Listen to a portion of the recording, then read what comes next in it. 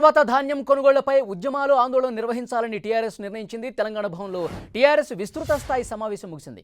కేంద్రంపై పోరు విషయంలో ఎమ్మెల్యేల అభిప్రాయాలను కేసీఆర్ తెలుసుకున్నారు. పార్లమెంట్ సమావేశాల్లో కేంద్రాన్ని నిలదీయాలని ఎంపీలకు కేసీఆర్ ఆదేశాలు ఇచ్చారు. ఉగాది తర్వాత ధాన్యం కొనుగోళ్లపై ఉద్యమాలు ఆందోళన చేయాలని టీఆర్ఎస్ నిర్ణయించింది. తెలంగాణ భవన్లో టీఆర్ఎస్ విస్తృత స్థాయి సమావేశం కొద్దిసేపటి క్రితమే ముగిసింది.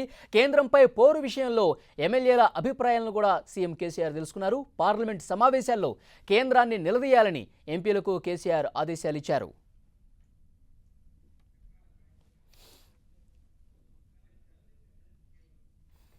ఉగాది తర్వాత ధాన్యం కొనుగోళ్లపై ఉద్యమాలు ఆందోళనలు నిర్వహించాలని టీఆర్ఎస్ నిర్ణయం తీసుకుంది.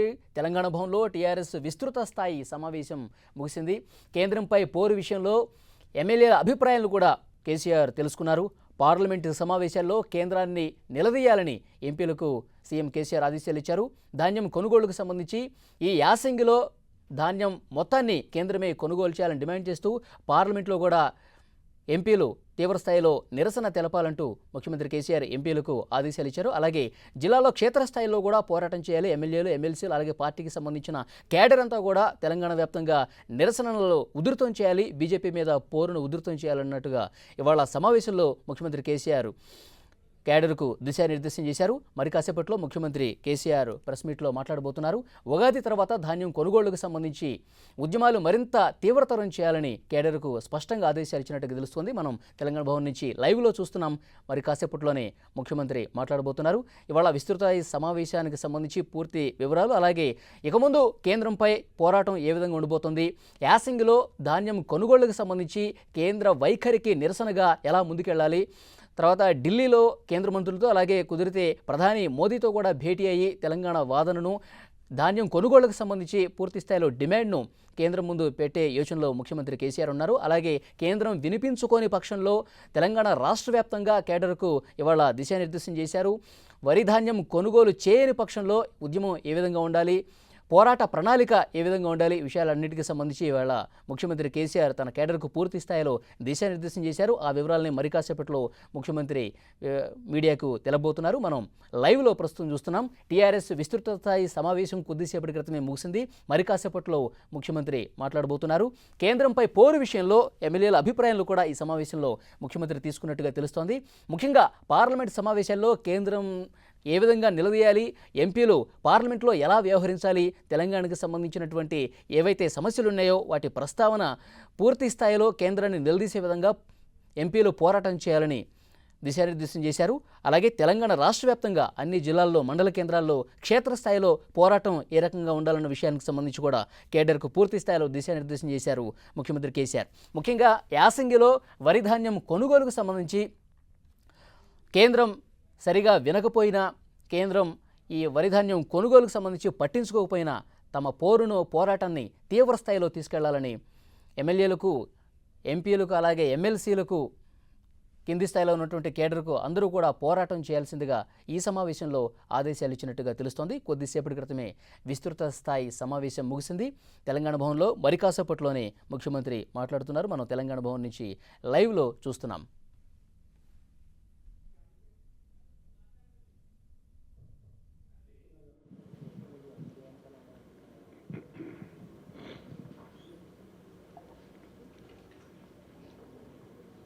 ఈరోజు టీఆర్ఎస్ పార్టీ, పార్లమెంటరీ పార్టీ, మీరు నాకు తర్వాత కలవాలి ఆఫ్టర్ దిస్, పార్లమెంటరీ పార్టీ, శాసనసభాపక్షం, జడ్పీ చైర్మన్లు, డీసీసీబీ, డీసీఎంఎస్ అధ్యక్షులు, పార్టీ రాష్ట్ర కార్యవర్గం, అట్లాగే పార్టీ జిల్లా అధ్యక్షులు, జిల్లా రైతు బంధు సమితి అధ్యక్షులు, వీళ్ళందరితో కలిపి సంయుక్త సమావేశం జరిగింది. అందులో చాలా సుదీర్ఘమైన చర్చ తర్వాత రాష్ట్రంలో పండబోయేటువంటి యాసంగి వరి ధాన్యం మొత్తం కూడా పంజాబ్ తరహాలో కేంద్రం ప్రొక్యూర్మెంట్ చేయాలని చెప్పి కేంద్రాన్ని డిమాండ్ చేస్తూ యునానిమస్గా తీర్మానించడం జరిగింది.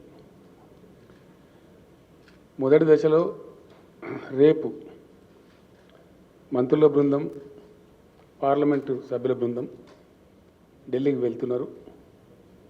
కంబైన్డ్గా అక్కడ ఫుడ్ మినిస్టర్ గారిని కలిసి తెలంగాణ రైతుల పక్షాన మా వాళ్ళు అక్కడ డిమాండ్ చేస్తారు. మినిస్టర్ గారిని కలిసి వాళ్ళు తీసుకుంటారనే మేము ఆశిస్తూ ఉన్నాం.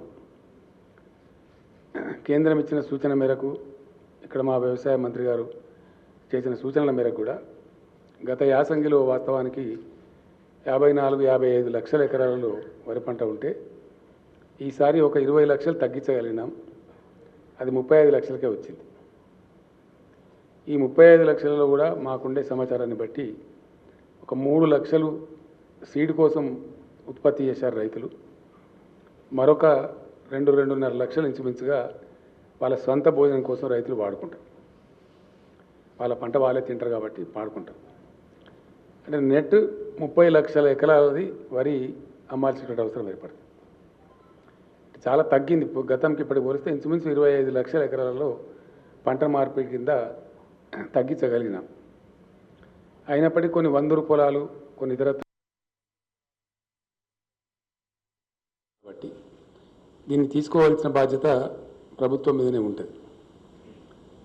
గతంలో కూడా నేను ఒకసారి చెప్పిన, మళ్ళా కూడా నేను చెప్తున్నాను, ప్రపంచవ్యాప్తంగా ఆహార రంగంలో ఫుడ్ సెక్యూరిటీ విషయంలో అన్ని దేశాలు కూడా స్వావలంబన ఉండాలని కోరుకుంటాయి. అందుకోసం భారతదేశంలో కూడా ఫుడ్ సెక్టార్ చాలా ఇంపార్టెంట్ సెక్టార్ కాబట్టి ప్రపంచంలోనే పెద్ద జనాభా ఉన్న దేశాలలో భారత్ 2వ స్థానంలో ఉంది. కాబట్టి ఏదైనా ప్రకృతి వైపరీత్యాలు సంభవించి అకాలం లేదా అతివృష్టి వచ్చి ఇబ్బందులు ఏర్పడితే దేశంలో ఆహార కొరత రాకూడదు. ఆ దృష్టితో తెచ్చిందే గతంలో ఫుడ్ సెక్యూరిటీ యాక్ట్. ఈ ఫుడ్ సెక్యూరిటీ యాక్ట్ ద్వారా ఆ బాధ్యతను భారత రాజ్యాంగం కేంద్ర ప్రభుత్వం మీద పెట్టింది. కేంద్రం ధాన్యం సేకరించాలి, ఆ పద్ధతిలో సేకరిస్తూ ఉన్నారు. Minimum 2-3 years buffer stocks maintain చేయాల్సిన బాధ్యత మీదే ఉంటుంది, ప్రభుత్వం మీద ఉంటుంది. ఇందులో కొన్ని సందర్భాలలో ఒకవేళ ఎక్కువ పంట కొద్ది మొత్తంలో వస్తే అది తీసుకొని ప్రాసెస్ చేసి అందులో ఏమైనా ఒక 5,000 కోట్లు, 10,000 కోట్లు, 20,000 కోట్లు నష్టం వస్తే కేంద్రం భరించాలి. ఎందుకంటే ఆ బాధ్యత కేంద్రం మీద ఉంది కాబట్టి ఆ ప్రాసెస్ చేసేటువంటి పద్ధతి కేంద్రం భరించాలి. ఆ బాధ్యత నుంచి కేంద్రం తప్పించుకోకూడదు. దానికోసం మేము కేంద్రాన్ని చాలా స్పష్టంగా డిమాండ్ చేస్తూ ఉన్నాం. అనేక విషయాలలో ఇప్పుడు ఉన్నటువంటి బీజేపీ ప్రభుత్వం ఏక్ భారత్ శ్రేష్ఠ Bharat, 1 nation 1 ration, 1 nation 1 policy అంటారు వాళ్ళు. మరి అట్లనే 1 నేషన్ 1 ప్రొక్యూర్మెంట్ ఉండాలి. ఆహార ధాన్యాల సేకరణ విషయంలో దేశమంతటికి కూడా ఒకే పాలసీ ఉండాలి అని మేము కేంద్రాన్ని డిమాండ్ చేస్తూ ఉన్నాం. అందులో పంజాబ్కు ఒక నీతి, గుజరాత్కు ఒక నీతి, తెలంగాణకు ఒక నీతి, ఇంకో రాష్ట్రానికి ఇంకో నీతి అనేది ఉండకూడదు. There has to be a uniform food grains procurement policy. That is what we are demanding from the state of Telangana. రెండవ విషయం ఏంటంటే, ఇది రైతుల యొక్క జీవన మరణ సమస్య. రైతులు పంటలు పండిస్తారు, వాళ్ళకి అంతవరకు తెలుస్తుంది ఉండే అవకాశాలను బట్టి. కాబట్టి ఆ పంట తీసుకునే విషయంలో కాలికి పెడితే మెడకు, మెడకు పెడితే కాలికి, దానికి ఏదో మెరమెచ్చకాలు చెప్పి తప్పించుకోగలడం కరెక్ట్ కాదు. పాలసీ అనేది ఒక రకంగా ఉండాలి. పంజాబ్లో కూడా గతంలో చాలా ఉద్యమాలు జరిగినాయి. ఆ రోజులలో చౌదరి చరణ్ సింగ్ గారు, దేవీలాల్ గారు, సుర్జిత్ సింగ్ బర్నాలా గారు, ఇంకా చాలామంది కర్ణాటక నుంచి ప్రొఫెసర్ నంజుండ స్వామి గారు, స్వామినాథన్ గారు తదితర పెద్దలందరూ కూడా చాలా పెద్ద ఎత్తున ఉద్యమాలు చేస్తే పంజాబ్, హర్యానా రాష్ట్రాల నుంచి 100% ప్రొక్యూర్మెంట్ చేస్తూ ఉన్నారు. 2 పంటలు చేస్తూ ఉన్నారు. ఎంత వడ్లు పండినా 100% తీసుకుంటున్నారు, ఎంత గోధుమలు పండినా 100% ప్రొక్యూర్మెంట్ చేస్తూ ఉన్నారు. మేము డిమాండ్ చేస్తున్నది ఏంటంటే, మేము కొత్త రాష్ట్రంగా వచ్చిన తర్వాత చాలా కష్టపడి కేంద్రం యొక్క సహాయం లేకపోయినా మేము ఇరిగేషన్ ప్రాజెక్టులు కట్టుకొని నీళ్లు తెచ్చుకొని భూగర్భ జలాలు పెంచుకొని 24 గంటలు ఉచిత కరెంట్ ఇచ్చి సెస్ లేకుండా వాటర్ ఇచ్చి మంచి ఉత్పత్తులు సాధిస్తూ ఉన్నాం. తద్వారా రైతుల ముఖాలలో వెలుగు నిండుతూ ఉంది. ఆత్మహత్యలు తగ్గిపోయినాయి, వలసలు తగ్గిపోయినాయి, తెలంగాణ ప్రశాంతంగా ఉంది. ఈ ప్రశాంతతను ఇట్లా కంటిన్యూ చేయడానికి, రైతుల యొక్క ఆర్థిక పరిస్థితి మెరుగుపరచడానికి ఈ ధాన్యం సేకరణ విషయంలో, తెలంగాణ విషయంలో గతంలో కూడా కేంద్రం లేనిపోని ఇబ్బందులు పెట్టింది. ఆ రకంగా కాకుండా దయచేసి ఎటువంటి ఇబ్బందులు లేకుండా మొత్తం ఇప్పుడు యాసంగి పంటలో వచ్చే వరి ధాన్యాన్ని కొనుగోలు చేయాలని చెప్పి కేంద్రాన్ని మేము డిమాండ్ చేస్తూ ఉన్నాం. అది ఇక్కడ ఇంకోటి ఏంటంటే, కాలుకు పెడితే మెడకు, మెడకు పెడితే కాలుకు అన్నట్టు కొన్ని మాటల వాళ్ళు మాట్లాడుతూ ఉన్నారు. అది సమంజసం కాదు. ఈరోజు కూడా ఇంతకుముందే ఢిల్లీలో ఏదో వచ్చినట్టుగా వార్త మాకు వచ్చింది. అది ఎంతవరకు నిజమో మాకు తెలియదు. మేము స్ట్రేట్ అవే ఒకటే డిమాండ్, ఎంఎస్పీ నిర్ణయించేది బియ్యానికి కాదు, ధాన్యానికి. మినిమం సపోర్ట్ ప్రైస్ అనేది వడ్లు కొనడానికి నిర్ణయిస్తుంది ప్రభుత్వం. ఎంఎస్పీ ప్రకారమే పంజాబ్లో మొత్తం మీరు ప్రొక్యూర్ చేస్తున్నారు, దాని తర్వాత మిల్లింగ్ చేసుకుంటున్నారు. అదే పద్ధతిలో మా వడ్లు కూడా మొత్తం ఎంఎస్పీ ద్వారా కొనండి. ఇక దాన్ని రైజ్ చేసుకుంటారా, బాయిల్డ్ రైజ్ చేసుకుంటారా, భాగవతం ఆడించుకుంటారా, అది మీ బాధ్యత. మీకు ఎట్లా పడి ఉంటే అట్లా చేసుకోండి, మీకు ఏ అనుకూలమైతే అది చేసుకోండి. కానీ మీరు బాయిల్డ్ రైస్ వేయాలి. మేము ఎందుకు ఇస్తామండి బాయిల్డ్ రైస్? నాకు అర్థం కాదు. అది మాకేం సంబంధం? You take paddy and pay the MSP. That's all. It's very simple. As you are doing it in Punjab. Nothing plus, nothing minus. Punjab ఎడల ఏ నీతి అయితే అవలంబిస్తున్నారో అదే నీతి మా ఎడల అవలంబించమని కోరుతున్నాం మేము. దాన్ని బాయిల్ చేసి తీసుకుంటారా, మీరు ఇంకోటి చేసుకుంటారా, మీరు చేయించుకోండి. మాకు సంబంధం ఏంటి అసలు? మేము ఎందుకు చేయించాలి? What will be our concept? మా దగ్గర ధాన్యం తీసుకోండి ఎంఎస్పీకి, as you are taking in Punjab. దయచేసి ఇందులో ఇది రైతులకు సంబంధించిన సమస్య కాబట్టి, కొత్త రాష్ట్రం కాబట్టి మీ సహకారం లేకున్నా కానీ మేము ఇంత అభివృద్ధి సాధించినాం, ఇంత గొప్ప పని చేసినాం. కాబట్టి దీన్ని హర్షించి, దీన్ని గౌరవించి మీరు యథావిధిగా ధాన్యం తీసుకోవాలి, అందుకు తగిన ఉత్తర్వులు జారీ చేయాలని చెప్పి రేపు మా మినిస్టర్ల బృందం, పార్లమెంట్ సభ్యుల బృందం ముందుగా ఆహార శాఖ మంత్రి గారిని కలుస్తారు, మెమరాండం ఇస్తారు, రిక్వెస్ట్ చేస్తారు. వాళ్ళు సమ్మతిస్తే చాలా సంతోషం. సమ్మతించని పక్షంలో ఎంత పోరాటానికైనా సిద్ధం కావాలని ఈరోజు సమావేశం నిర్ణయించారు. ఈ పోరాటం ఏదో ఆషామాషిగా మాటలు, పేపర్ స్టేట్మెంట్లు అట్లా ఉండదు. యాక్షన్ ఓరియంటెడ్గా ఉంటుంది. డెఫినెట్గా యాక్షన్ ఓరియంటెడ్గా ఉంటుంది. చాలా పెద్ద ఎత్తున ప్రజాస్వామ్యయుతంగా ఆందోళన చేయడం మాకు టీఆర్ఎస్ పార్టీకి, తెలంగాణ ప్రజలకు వెన్నతో పెట్టిన విద్య. డెఫినెట్గా తెలంగాణ ఉద్యమ స్థాయి ఎంత ఉధృతంగా ఉండేనో అంత ఉధృతంగా పోరాటం చేస్తాం. ఖచ్చితంగా కేంద్రం అల్టిమేట్గా తీసుకునే వరకు విశ్రమించే ప్రశ్న ఉత్పన్నం కానే కాదు.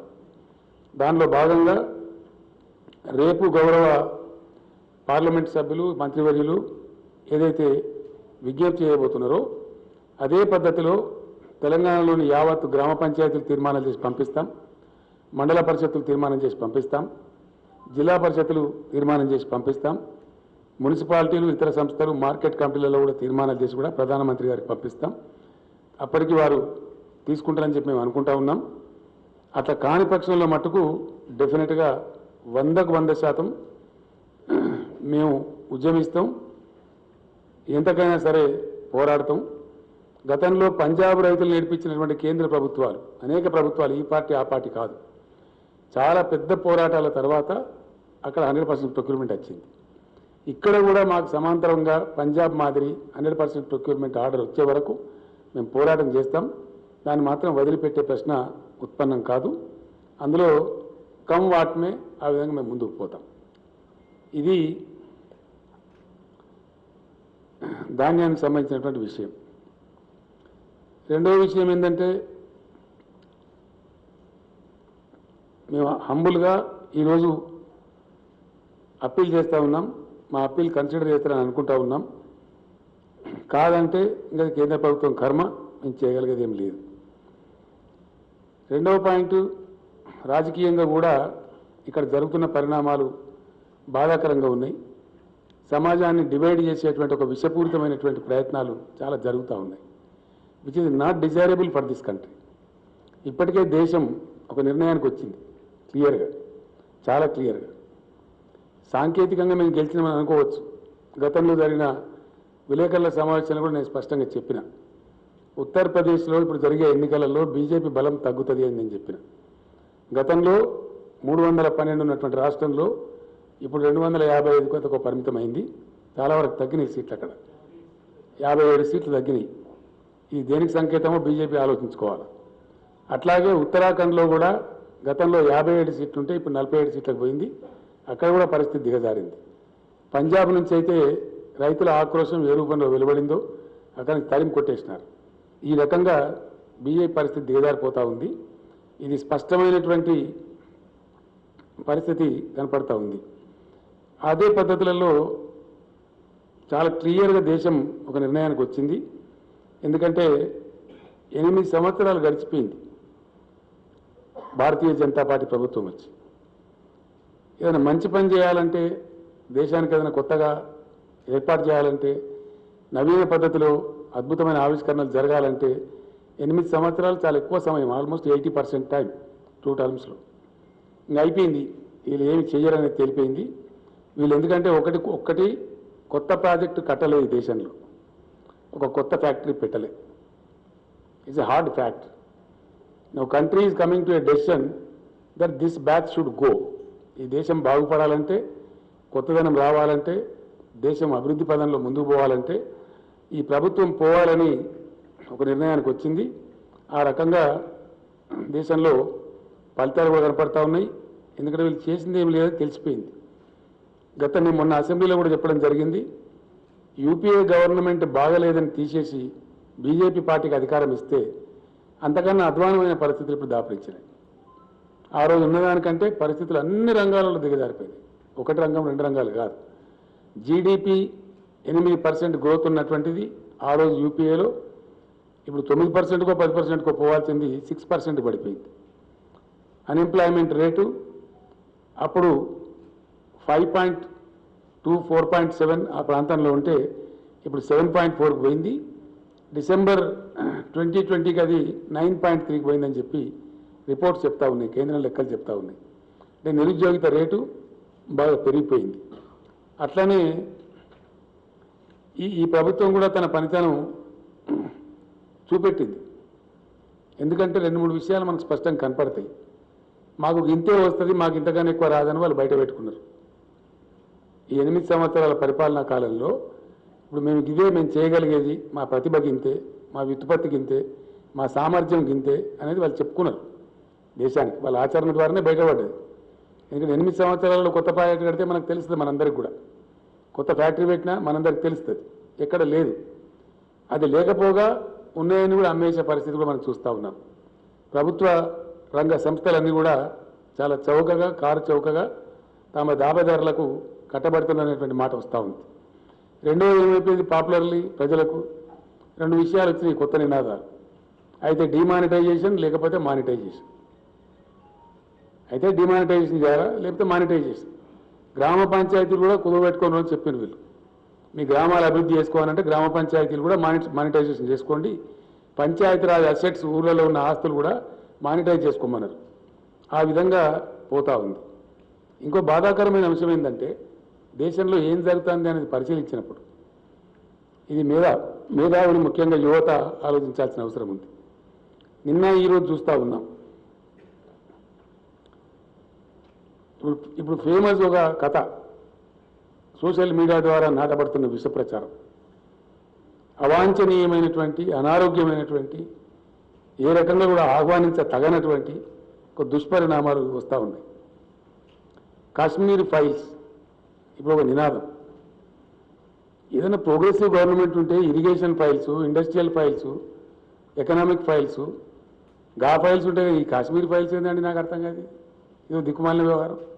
ఎవరికి కావాలని కాశ్మీర్ ఫైల్స్? దాంతో వచ్చేది సర్చ్ చేయండి. ఢిల్లీలో కాశ్మీర్ పండిట్లో చెప్తున్నారు, మాకు జరిగినటువంటి దీన్ని ఓట్ల రూపంలో సొమ్ము చేసుకున్న ఒక దుర్మార్గమైన ప్రక్రియ ఈ ప్రచారం. మాకు అసలు ఏం ఒక పైసా పనిచేయలేదు, మాకేం రిలీఫ్ రాలేదు, ఎటువంటి లాభం లేదు అని వాళ్ళు మొత్తుకుంటూ ఉన్నారు. ఇప్పుడు నా దగ్గర ఉన్నాయి, సోషల్ మీడియాలో తిరుగుతూ ఉన్నాయి అవన్నీ. సో ఈ రకమైనటువంటి దేశ విభజన, ప్రజల విభజన చేసి ఒక రకమైనటువంటి విద్వేషాన్ని రెచ్చగొట్టి ప్రయత్నాలు ఏవైతే జరుగుతున్నాయో అది కరెక్ట్ కాదు. తెలంగాణ సమాజానికి అసలు జీర్ణం కాదు. ఎందుకంటే మేము తెలంగాణ ఉద్యమం చేసినాం, చాలా ఉధృతంగా చేసినాం, దశాబ్దాల తరబడి చేసిన తెలంగాణ. మనం రెండవ దశ మలి దశలో చేసినప్పుడు 14-15 సంవత్సరాలు పోరాటం చేసినాం. మేము ఏం పిలిపించినామండి? సకల జనుల సమ్మె అన్నాం. కానీ హిందువుల సమ్మె, సిక్కుల సమ్మె, ముస్లింల సమ్మె, క్రైస్తవుల సమ్మె పెట్టినామండి. ఇంక్లూజివ్, ఒక అజిటేషన్ చేసిన, ఒక గ్రోత్ సాధించిన, ఒక ప్రగతి సాధించిన, it should be inclusive, it should be of the entire nation.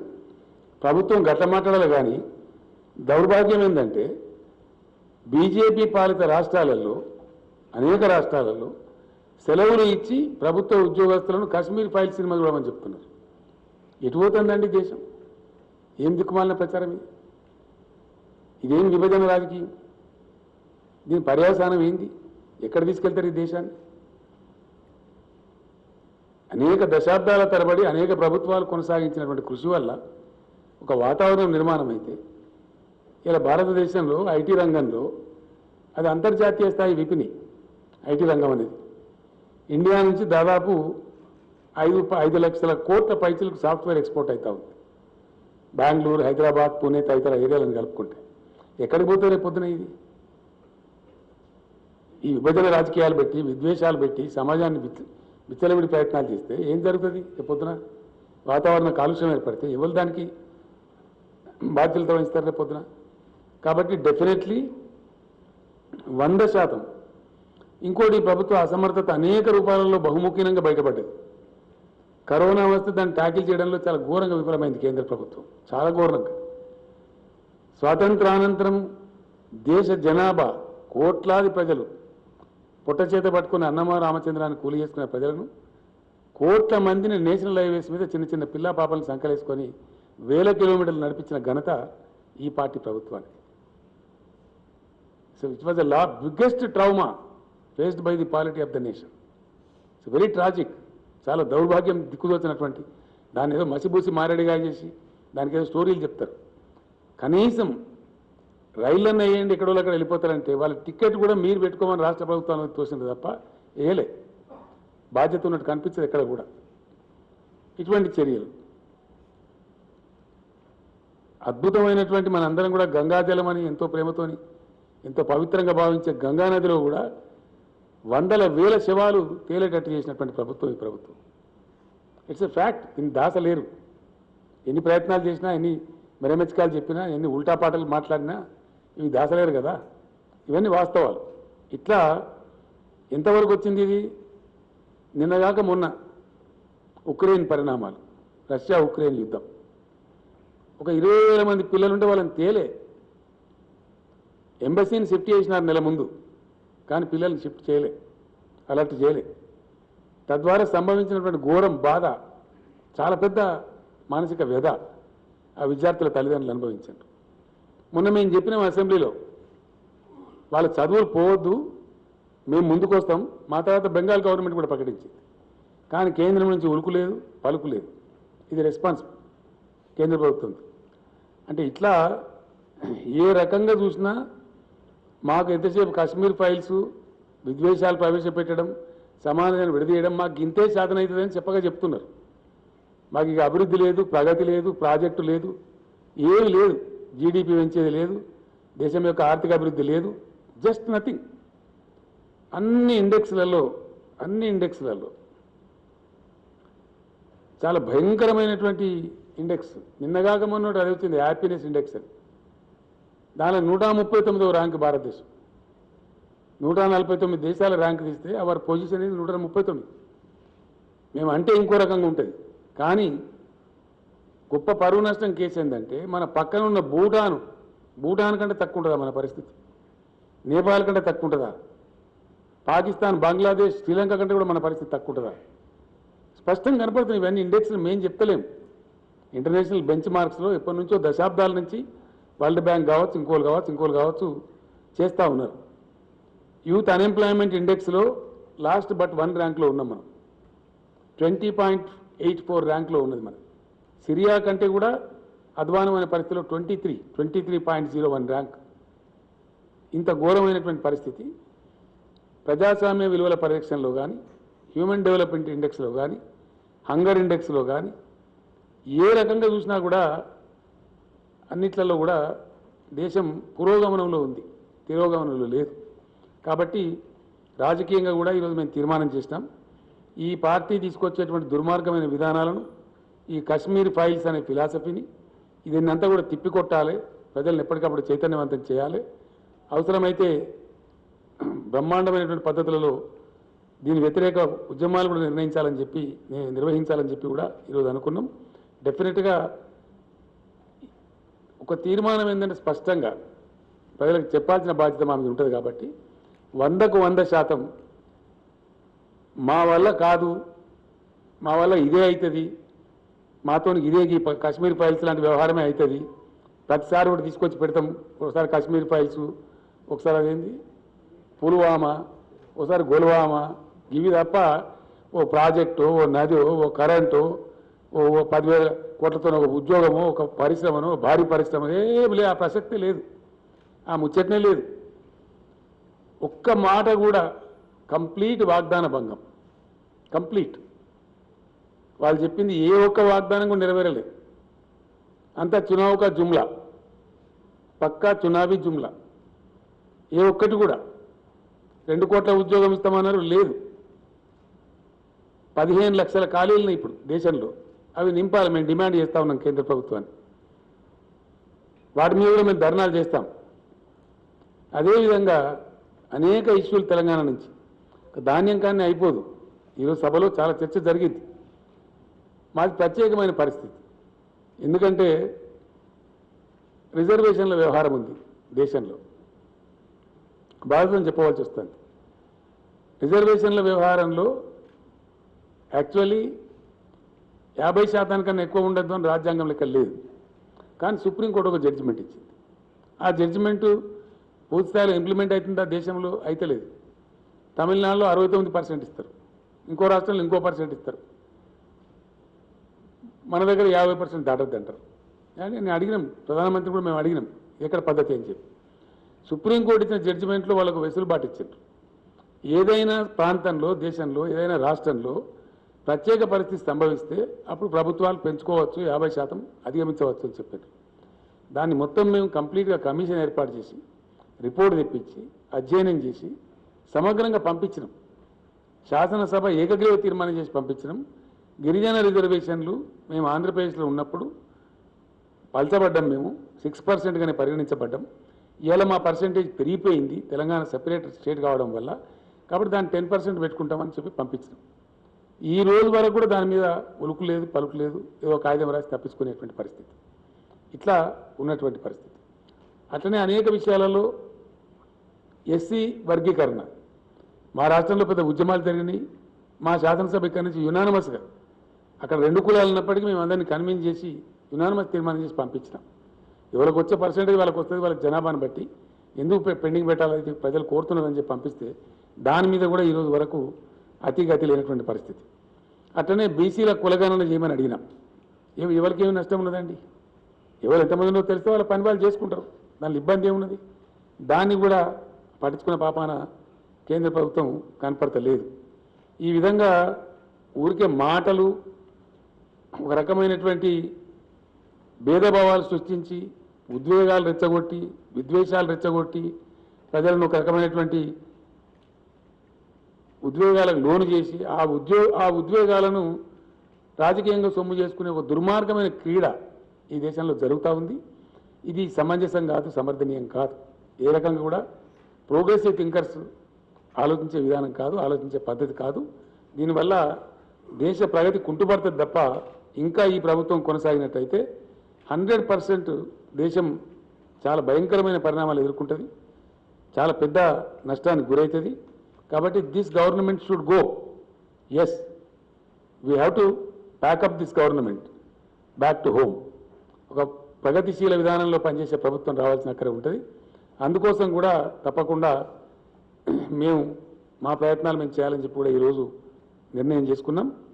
ఆ రకంగా విపరీతమైనటువంటి బ్యాంక్ స్కామ్స్ జరుగుతూ ఉన్నాయి. బ్యాంకుల రుణాలను కూడా ఎన్పిఏలు అని పేరు పెట్టడం కొత్త ఫ్యాషన్ మొదలైంది ఈ గవర్నమెంట్ వచ్చినాకని. అంతకుముందు ఏదో మామూలుగా ఉండేది, రేరెస్ట్ ఆఫ్ ద రేర్ ఉండేది. ఇది ఇప్పుడు ఒక తరవా అయిపోయింది. రైట్ ఆఫ్ చేసిన మొత్తం 11 లక్షల కోట్లు. రైతులు ధాన్యం కొనమంటే 10-15 వేల కోట్ల విలువైనటువంటి ధాన్యం కొనమంటేనేమో దానికి కాలుకు పెడితే మెడకు పెడితే కాలికి అదేదో ఎక్సెస్ అయిపోతుంది అని మాట్లాడతారు. రైతుల ధాన్యం కొనమంటే చెమట పడిపి కష్టపడి పెట్టుబడి పెట్టి రిస్క్ తీసుకొని ఎన్నో ఆటుపోట్లు తట్టుకొని సీజనల్ కండిషన్స్ తట్టుకొని రైతులు పండిస్తే ఆ పంట కొనమంటే 10-15 వేల కోట్లు. మొన్న ఒక్కడే దుర్మార్గుడు 22 వేల కోట్లు వచ్చింది. లక్షల కోట్లు ముస్తారు. 11 లక్షల కోట్లు రైట్ ఆఫ్ చేస్తారు, కానీ రైతుల ధాన్యం కొనరు. అందువల్ల కూడా ఈ ప్రభుత్వం అసమర్థ ప్రభుత్వం అని తేలుతా ఉంది. ఇన్ ఎనీ యాంగిల్ విసి ఏ రకంగా పర్సూ చేసినా ప్రభుత్వం యొక్క పర్ఫార్మెన్సు సంతృప్తికరంగా లేదు.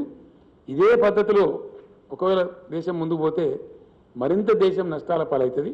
కాబట్టి డెఫినెట్గా దిస్ గవర్నమెంట్ షుడ్ గో. ఆ దిశ ఆల్రెడీ పట్టింది. ఆ రకంగా పరిస్థితులు ఉన్నాయి. కాబట్టి దానిలో ప్రజలకు కూడా పిలిపియడం రాజకీయ పార్టీగా మా బాధ్యత. ఆ విధంగా ఈ డివైజివ్ పాలిటిక్స్కు చరమగీతం పాడాల్సిన అవసరం ఉంది. మేము మళ్ళా ఒకసారి సిన్సియర్గా డిమాండ్ చేస్తూ ఉన్నాం ప్రధానమంత్రి గారికి. చేతులు ఎత్తి నమస్కరించి తెలంగాణ ప్రజల పక్షాన వినయపూర్వకంగా నేను విజ్ఞప్తి చేస్తూ ఉన్నా. దయచేసి మీరు తెలంగాణ కదిలించకండి, తెలంగాణ ప్రజలతో పెట్టుకోకండి. మేము ఉద్యమ వీరులం, ఉద్యమం చేస్తాం, మేము తప్పకుండా మిమ్మల్ని వదిలిపెడతామని అనుకోకండి. మీరు ఏదో మాయామచ్చింద్ర చేస్తామనే భ్రమలో ఉండకండి, మీరే భంగపడతారు. కాబట్టి స్ట్రేట్ అవే పంజాబ్కు అవలంబించిన నీతే మాకు అవలంబించండి. మేము కోరేది గొంతెమ్మ కోరిక కాదు. మా రైతుల పక్షాన మేము ఒకటే అడుగుతున్నాం, పండిన ధాన్యం తీసుకొని మీరు నిర్ణయించిన ఎంఎస్పీ డబ్బులు ఇవ్వండి. దాన్ని రైస్ చేసుకుంటారో, బాయిల్డ్ రైస్ చేసుకుంటారో, భాగవతం చేసుకుంటారో, ఇంకేం చేసుకుంటారో మీరు చేసుకోండి, మీ చాయిస్. మేమేది మిల్లింగ్ చేసి నాకు అర్థంగా మీరే మిల్లింగ్ చేసుకోండి. As state government, Punjab government లాగా మేము కూడా సహకరిస్తాం. మీకు మాకు ఏ పని పేరితే ఆ పని చేస్తాం. ఆ ప్రాసెస్లో మీకు పూర్తి స్థాయిలో సహకరిస్తాం. కానీ దానికి ఏదో మేము అదైతే కొంటా అన్నాం, ఇదైతే కొనా అన్నాం. పంజాబ్లో ఏది కొన్నావు మాది అదే కొనమంటున్నాం. మేమేమంటున్నాం, పంజాబ్లో ధాన్యం తీసుకున్నావు, డబ్బులు ఇచ్చినావు, మాది కూడా ధాన్యం తీసుకో, డబ్బులు ఇచ్చి. మీరు సెకండ్ మీకు ఎంఎస్పీ నిర్ణయించింది బియ్యానికి కాదు కదా, ధాన్యానికి కదా. ఎంఎస్పీకే తీసుకొని మాకు డబ్బులు ఇచ్చేయండి అంతే. మీ తర్వాత ఏం చేసుకుంటారో ప్రాసెస్ మీదే అది. అయినా వన్స్ అగైన్ ఐఎమ్ రీట్రేటింగ్, దయచేసి నేను చాలా క్లారిటీతో చెప్తాను ఈ మాట. దేశ ఆహార భద్రత విషయంలో ఫుడ్ సెక్యూరిటీ యాక్ట్ కింద రాజ్యాంగబద్ధమైనటువంటి విధిని కేంద్ర ప్రభుత్వం మీద పెట్టింది మన రాజ్యాంగం. అది రాజ్యాంగ విహితమైనటువంటి మీ యొక్క ధర్మ కర్తవ్యం, మీ యొక్క విధి. ఆ విధి నుంచి మీరు ఎస్కేప్ కావద్దు. ఆ ప్రాసెస్లో ఒక సమయంలో ఎక్కువ రావచ్చు కొద్ది దాన్ని, ఇంకో సమయంలో అకాలం వస్తే ఏం చేస్తారండి? ఇప్పుడు కరోనా లాంటి జబ్బు వస్తాయని వాళ్ళు అనుకున్నామా? గ్లోబ్ అంతా కూడా ఏ జబ్బు రాలే. First time in the world corona లాంటి మహమ్మారి మొత్తం ప్రపంచాన్ని అతలాకుతలించేసి, రేపు పొద్దున కరువో కాటకమో వస్తే భారతదేశానికి ఒక వారం రోజులు అన్నం పెట్టే దేశం ఇంకో దేశానికి ఉందా శక్తి? ఒక వారం రోజులు అన్నం పెట్టే కెపాసిటీ ఉందా? పేరుకున్న దేశాలు, వాళ్ళ లక్షల జనాభా 10 కోట్ల లోపున దేశాలే దాదాపు 170-180 దేశాలు. With in 10 crores. 1 crore ఉన్న దేశాలు చాలా ఉన్నాయి, లక్షల్లో ఉన్న దేశాలు చాలా ఉన్నాయి. ఏ దేశానికి కూడా ఇండియాకు ఒక వారం అన్నం పెట్టే పరిస్థితి లేదు. కాబట్టి బఫర్ స్టాక్స్ మెయింటైన్ చేయడం అనేది మీ కర్తవ్యము, మీ బాధ్యత. అది చాలా పవిత్రమైన బాధ్యత. రేపు పొద్దున పెద్ద క్రైసిస్లోకి దేశం పోతుంది. ఎక్కువ వస్తుంది కాబట్టి మేమేం చేయాలనే మాటలు కేంద్రం మాట్లాడకూడదు. మీ దగ్గర ఎఫ్సిఐ ఉంది, మీ దగ్గర గోడౌన్స్ ఉన్నాయి, మీకు మెకానిజం ఉంది, నిర్ణయాలు తీసుకునే అధికారం ఉంది. కాబట్టి మీరు ఎట్టి పరిస్థితులలో రైతులు పండించే ధాన్యం తీసుకోవాలి. కొద్దిగా ఎక్సెస్ అయినప్పుడు దాన్ని ప్రాసెస్ చేయాలి. అందులో చిన్న నష్టం వస్తే భరించాలి. అది మీ బాధ్యత. మీరు పాకిస్తాన్ రైతుల కోసమో అమెరికా రైతుల కోసమో కాదుగా మేము అడిగేది, భారత రైతుల కోసమే అడుగుతున్నాం, భారతదేశంలో ఉన్న రైతాంగం కోసమే అడుగుతున్నాం. దాని మీద పాలసీ చేంజ్ చేయాలా? ఎస్, ఓకే, మీరు పెట్టండి. అన్ని రాష్ట్రాల ముఖ్యమంత్రులను పిలవండి, అగ్రికల్చర్ మినిస్టర్లను పిలవండి, క్లారియాను ఖాళీ చేయండి, దేశాన్ని పంటల కాలనీల కింద విభజించండి, గైడెన్స్ చేయండి. దాన్ని మేము కూడా ఫాలో చేస్తాం అందరితో పాటు. కానీ అది ఏం లేకుండా ఆఫెజాడ్గా మేము ఒక దగ్గర తీసుకుంటాం, ఇంకో దగ్గర తీసుకుంటాం అంటే మీ ఇష్టం వచ్చినట్టు చేయడానికి లేదు. ఇది ప్రజాస్వామ్యం. ప్రజలకు హక్కులు ఉంటాయి, అడిగే హక్కులు ఉంటాయి, పోరాడే హక్కులు ఉంటాయి. పంజాబ్కు ఏ విధంగా, హర్యానాకు ఏ విధంగా 100% ప్రొక్యూర్మెంట్ ఉందో ఆ విధంగా మాది కూడా తీసుకోండి. ఇంకో మాట కూడా మేము విజ్ఞప్తి చేస్తూ ఉన్నాం, let there be a national procurement policy. జాతీయ స్థాయిలో ప్రొక్యూర్మెంట్ పాలసీ ఉండాలి, అది అందరికి సమానంగా ఉండాలి, ఒకటిగా ఉండాలి, అప్పుడే ధర్మం జరిగేటువంటి అవకాశం ఉంటుంది. కాబట్టి ఆ ప్రకారం చేయాలని చెప్పి కేంద్రాన్ని మేము కోరుతున్నాం. అట్లా చేయని పక్షంలో మట్టుకు చాలా పెద్ద ఎత్తున అనేక పోరాట రూపాలలో బ్రహ్మాండమైన పద్ధతిలో ఉద్యమం చేస్తాం. అవసరమైతే మొత్తం క్యాబినెట్ అంతా వెళ్ళి ఢిల్లీలో తీవ్రమైన నిరసన కార్యక్రమాలు కూడా చేపడతాం. ఇక్కడ కూడా ఉద్యమాలు నిర్మిస్తాం. మొన్న నేను వెళ్ళినప్పుడు ఆ కిసాన్ నేతలు కూడా కొంతమంది నాకు కలిసినారు. తప్పకుండా మేము కూడా వస్తాం సార్, పార్టిసిపేట్ అవుతామని చెప్పినారు. జాతీయ స్థాయికి ఉద్యమాన్ని తీసుకొని పోతాం. కేంద్రాన్ని ఈరోజు ఇంకో డిమాండ్ కూడా నేను చేస్తా ఉన్నా. దేశంలో ఇప్పటి వరకు అందరికి రాజ్యాంగ రక్షణలు ఉన్నాయి, కానీ దేశానికి అన్నం పెట్టే రైతులకు ఇలా కాన్స్టిట్యూషనల్ సేఫ్టీ లేదు. ఎస్, డెఫినెట్గా ఈ దేశంలో అది రావాల్సిన అవసరం ఉంది. Let there be constitutional safety for the farmers. किसान के लिए संवैधानिक रक्षा की जरूरत है. किसानों का हकों को संविधान में शामिल किया जाए. हमारे पार्टी की तरफ से हम डिमांड कर रहे हैं, किसानों को बचाने के लिए, किसानों का गौरव बढ़ाने के लिए, किसानों को आत्मनिर्भर बनाने के लिए किसानों को संविधान रक्षा चाहिए. ये हमारा डिमांड है केंद्र सरकार के साथ. ये कोई उल्टा सुल्टा डिमांड नहीं है. इसीलिए हम कह रहे हैं कि किसानों को संवैधानिक रक्षा दो. एमएसपी के लिए हो, प्रोक्योरमेंट के लिए हो, पैदावारी के लिए हो, किसी भी चीज के लिए हो, let there be a constitutional coverage, constitutional safety to the farmers. I appeal to the Honorable Prime Minister. I appeal to the Food Minister. If you are farmer loving government, now prove your integrity. Come forward. Take the farmers into the constitutional net. Constitutional protection ఇవ్వండి. ఆ రకంగా రాజ్యాంగ సవరణ చేయండి. మీకు చిత్తశుద్ధి ఉంటే ఇదే పార్లమెంట్లో పెట్టండి కాన్స్టిట్యూషనల్ అమెండ్మెంట్కు. మా పార్టీ సపోర్ట్ చేస్తాం, దేశమంతా కూడా సపోర్ట్ చేస్తారు, హర్షిస్తారు. ఆ రకంగా చేయాలని కూడా మేము కోరుతా ఉన్నాం. Thank you. అది ఏ పర్సెంట్ మాకు సంబంధం లేదు. నువ్వు ధాన్యం తీసుకో, నీకు ఎట్లా మంచిదే అట్లా చేసుకో, మాకెందుకు ఆ బాధ.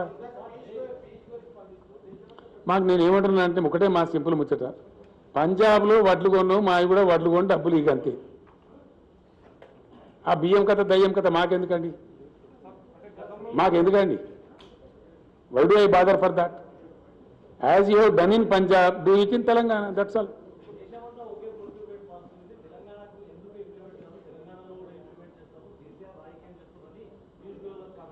నేను ఏమంటున్నా అంటే వడ్లు వండిన పోయి కొనమంటే కొనక సపరేట్ గిదంతా ఏంది ఆయనకు అర్థం కాదు. కామెంట్ ఏంది, మూమెంట్ ఏంది. కేసీఆర్ కామెంట్ చేయకుండా చేయరాదు, వడ్లు కొంటే అయిపోయాయి. చక్కగా మాట చెప్పరాదు. అరే యాసంగిలో పంటే ధాన్యం అంతా కొంటామని చెప్పి నేను పోయి పూల బొకే బ్రహ్మాండంగా ఇచ్చి ఆయనకు దండ వేసి దండం పెట్టి వస్తా, కడప తల పెట్టమంటే పోయి పెడతా. ఈ కదా ఇవన్నీ మెరమెచ్చకాలు ఎందుకే, సింపుల్ మాట. దేశంలో ప్రొక్యూర్మెంట్ ఉంది, సంతోషం. అట్లే మాది కొనమని మేము అంటున్నాం. ఏమంటున్నాం మేము? మాకేం సంబంధం అదంతా?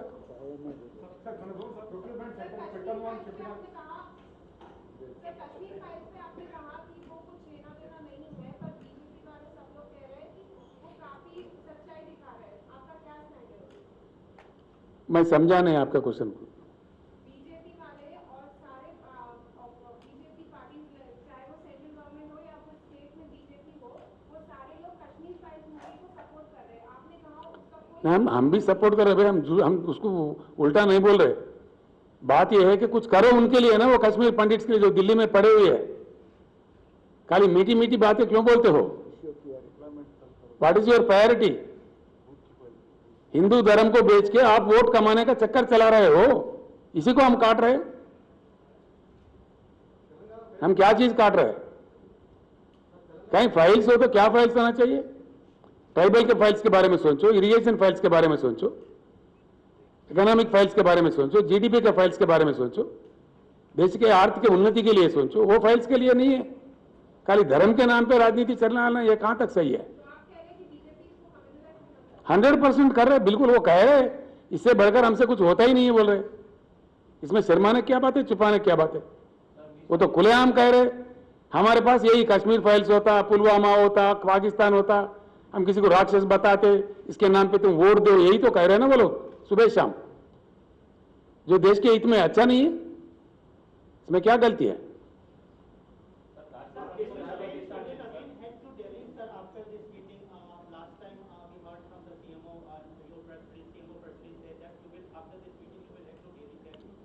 First of all, our minister's delegation, along with the agriculture minister and civil supplies minister, along with our honorable members, will go and meet Mr. Piyush Goyal.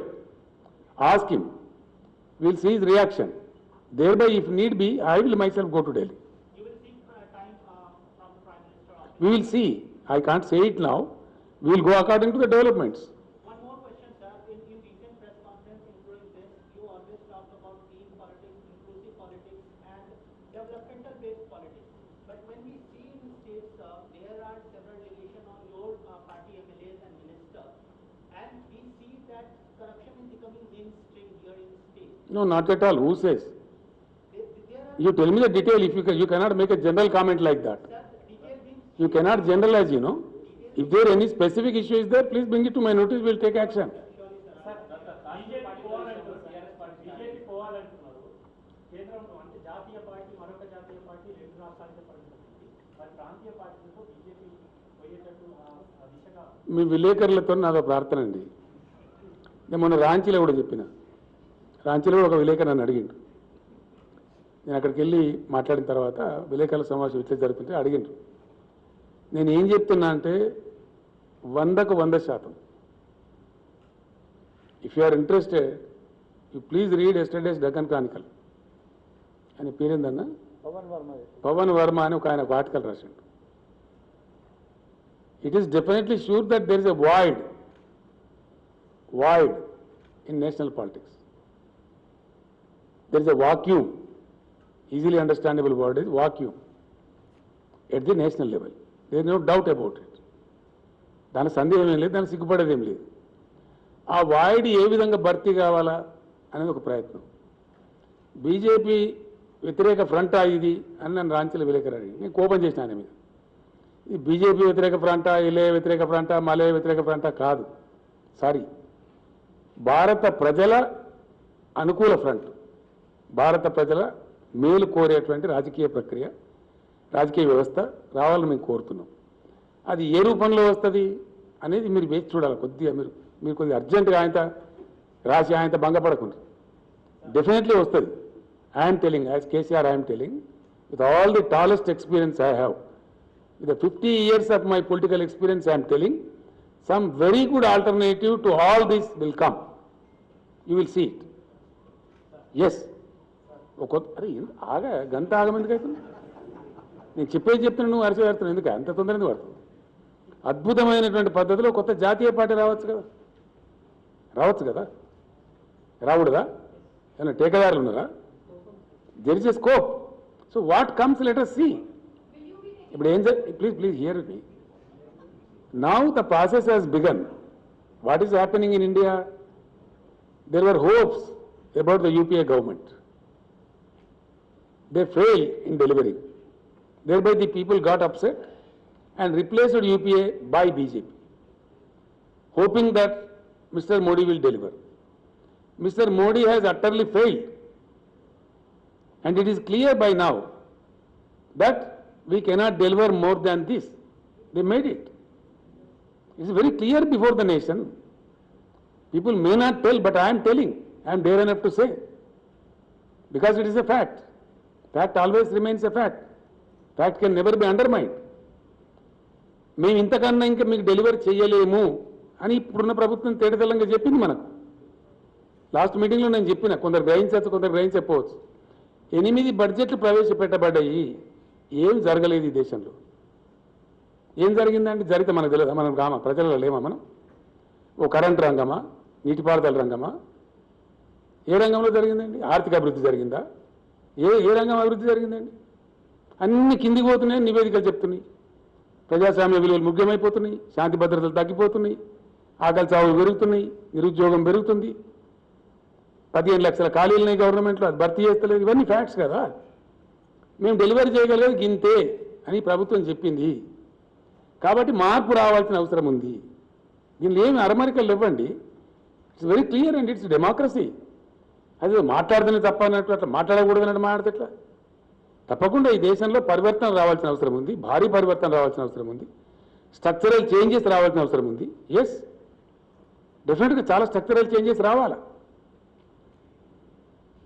75 సంవత్సరాలలో కూడా చాలా అనామలీస్ ఉన్నాయి, చాలా అనామలీస్ పెండింగ్లో ఉన్నాయి, చాలా విషయాలు ఉన్నాయి. అవన్నీ చర్చకు పెడితే వస్తాయి అవన్నీ.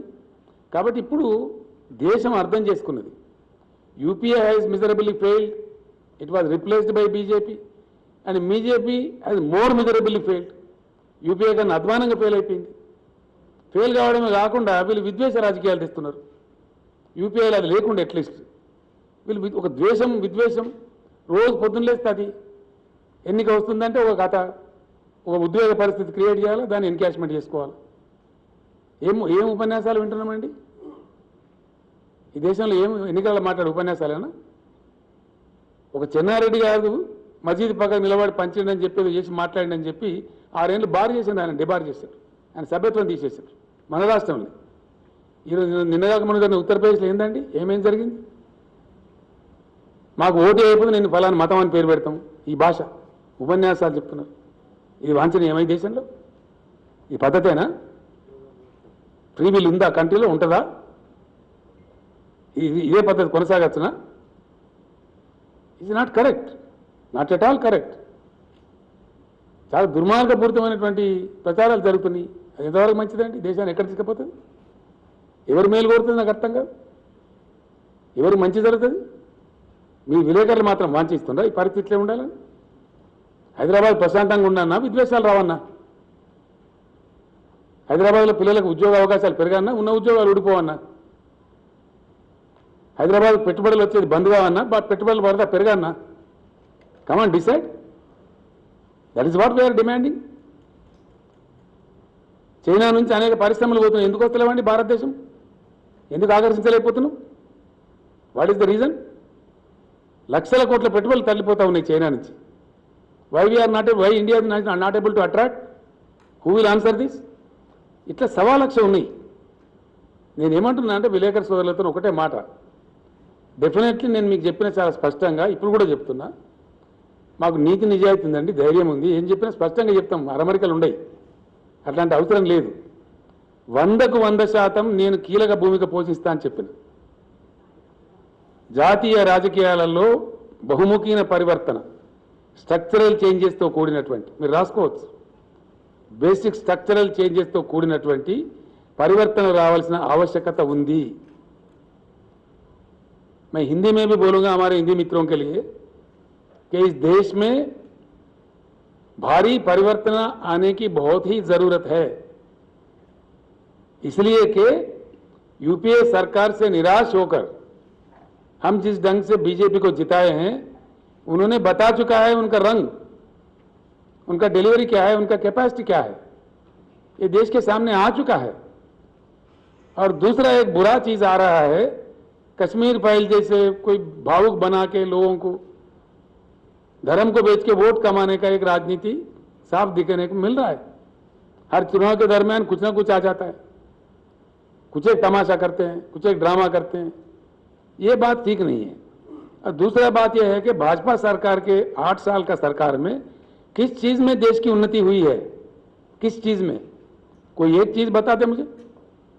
सारे इंडेक्स देखिए, केंद्र सरकार के आंकड़े देखिए, हम ये बात छुपा के थोड़ी बोल रहे हैं, ये बात सही है कि हमारा बहुत अच्छा तरक्की हुआ, विकास हुआ तेलंगाना में। देश के विकास नहीं होने की वजह से हम भी मारे गए, तेलंगाना भी मारा गया। मैंने असेंबली में भी कह दिया ये बात कि 11.5 लाख का हमारा जीएसडीपी है, हमारे बराबर का भी अगर केंद्र का परफॉर्मेंस रहता तो हमारा जीएसडीपी 14.5 लाख करोड़ होना चाहिए था। 3 लाख करोड़ का नष्ट हुआ केंद्र के नाकामी से, केंद्र के नॉन परफॉर्मेंस से। Yes, I am telling this as a chief minister, as an authority, it's a fact. దేశం నష్టపోతా ఉంది, మేము నష్టపోయినాం, కాబట్టి మార్పు రావాలి, పరివర్తన జరగాలి, తప్పకుండా ప్రయత్నం జరగాలని కోరుతా ఉన్నాం। ఆ ప్రయత్నం ఏంది? ఆ ప్రయత్నంలో కేసీఆర్ అద్భుతమైన పాత్ర పోషిస్తాడు, అందులో ఎవరికి అనుమానమే అవసరం లేదు। కొంతమంది పాపం వాళ్ళోళ్ళు వీళ్ళోళ్ళు నిర్ణయాల కొన్ని ఏంటి అవి సోషల్ మీడియా యూట్యూబ్ ఛానల్ ఈ మధ్య వాళ్ళోళ్ళు వీళ్ళోళ్ళు మీ మీద ఇన్కమ్ ట్యాక్స్ దాడులు చేస్తారు, ఈడీ దాడులు చేస్తారు, ఈడీ కాకపోతే బోడీ దాడులు చేస్తారు. ఎవరిదంటే నాకు అర్థం కాదు. ఎవరు భయపడతారా? ఈ బ్లాక్ మెయిల్ రాజకీయాలు భయపడతారా? కేసీఆర్ ఇట్లా ఈ ఈడీలకు బోడీలకు ఇన్కమ్ ట్యాక్స్లకు భయపడేదైతే మేము 15 ఏళ్ళు ఉద్యమం చేద్దామా? తెలంగాణ ఉద్యమం మేమే భయపడేది. ఈ ఈడీ దాడులని, సిబిఐ దాడులని, తోక దాడులని బెదిరిస్తే కేసీఆర్ భయపడతాడా? Is it the way? Is this a propaganda? These things do not work everywhere. Sorry, దొంగలు లంగలు భయంకరంగా కరప్షన్ చేసిన వాళ్ళు, స్కామ్స్టర్స్ వాళ్ళు భయపడతారు. మేమేం భయపడతామని నాకు అర్థం కాదు. నో వే, ఈ కేరే పిన్ ఇష్యూ కాదు కదా అది. పార్టీ అధ్యక్షుడు అంటున్నారు sir, ED rates CBI rates IT rates భయపడే హంగామా చేస్తున్నారు. నేను ఏమంటున్నా అంటే హంగామా చేస్తారా? సానుభూతి పొందే ప్రయత్నం హంగామా చేస్తారా? హంగామా చేస్తారా ఎవరన్నా? నిజంగా ఈడీ రేట్స్కి భయపడేటోళ్ళు భయపడతారు. ఈ పిట్ట బెదిరింపులకు, ఈ ఈడీ బీడీ బెదిరింపులకు, నీ బోడీ బెదిరింపులకు ఎవరు భయపడాడు? The most welcome come. Sir procurement centres మనం పెట్టము అని ముందే చెప్తాం సార్, అయినా రైతులు ఇంత పెద్ద ఎత్తున పంట పండించారు. అందుకే కొనమంటున్నావు రాహుల్. మేమే రైతులను పంట తగ్గించే కోసం చెప్తాం కదా. పంట తగ్గించినాం కదా 20 లక్షల ఎకరాలు. ఏవో డిస్కరేజ్డ్ 20 lakh acres తగ్గింది. ఈ మాత్రం వచ్చింది కాబట్టి కొనమంటున్నాం. ఏమన్నా దాంట్లో పెద్ద బ్రహ్మ పదార్థం.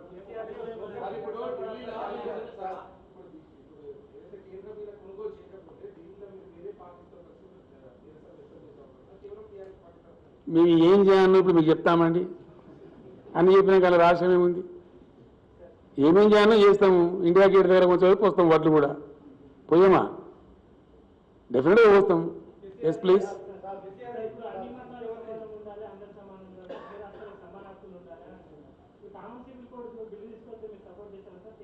అది వచ్చినప్పుడు కదా ఆలోచిస్తాం. ఇప్పుడు ఎందుకు లేనిది నువ్వు ఒకటి కాల్పనిక విషయాలు ఎందుకండి? వచ్చినప్పుడు మాట్లాడదాం. ఏమండి ఇవే విషయాలు? రైతులకు రాజ్యాంగపరమైన రక్షణలు రావాలి. దానికోసం అద్భుతమైన రైతు ఉద్యమాలు నిర్మించాలని నేను వాళ్ళకి సలహా ఇచ్చిన. వాళ్ళు నాకు ధన్యవాదాలు చెప్పారు. దానికోసం రచన కూడా జరుగుతూ ఉంది. మోడీ ప్రభుత్వాన్ని నిద్రపోనీయము. రైతులకు రాజ్యాంగ రక్షణ వచ్చేటువంటి ప్రభుత్వం రావాలి ఈ దేశంలో.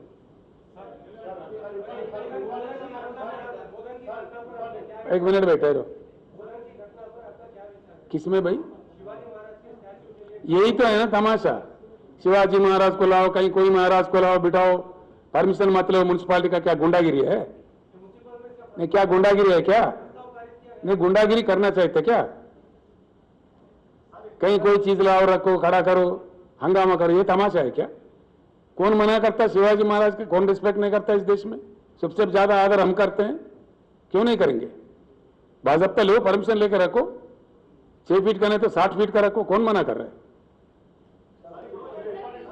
शिवाजी महाराज के नाम पे राजनीति मत करो. शिवाजी अगर रहता तो खुदकुशी कर लेता इस पे. हम यही बोल रहे हैं कि शिवाजी महाराज, ये महाराज, वो महाराज का नाम लेके राजनीति क्यों करते हो? दम है तो there are much deeper issues which are of most public importance, public concern. देश में गरीबी है, उसके बारे में बात करो. देश का बेरोजगारी के बारे में बात करो. देश का जीडीपी मारा गया है, उसके लिए बात करो. उसके लिए क्यों बात नहीं करते? वहां आवाज नहीं आता. ఒక్కలు వాళ్ళకు పూర్తి స్థాయిలో న్యాయం చేయాలి. కేంద్రం శుష్కప్రియాలు శూన్యాస్తాలతో వాళ్ళ మీద సినిమా చూపించి రాజకీయ సొమ్ము చేసుకుంటుంది తప్ప వాళ్ళకి న్యాయం చేస్తలేదు. నేనంటే వీళ్ళు కాశ్మీర్ పండితులు అంటుండ్రు. నిన్న ఇవాళ స్టేట్మెంట్లు ఇచ్చిన టీవీలకు వాళ్ళు బీబీసీ టెలికాస్ట్ చేసింది. It's all political drama played by BJP for 24 elections అని స్పష్టంగా కాశ్మీర్ పండితులు వాళ్ళ క్యాంపులో చెప్పింది. మీ వీడియో కావాలని చూపెట్టన్నా? ఒప్పుకుందా?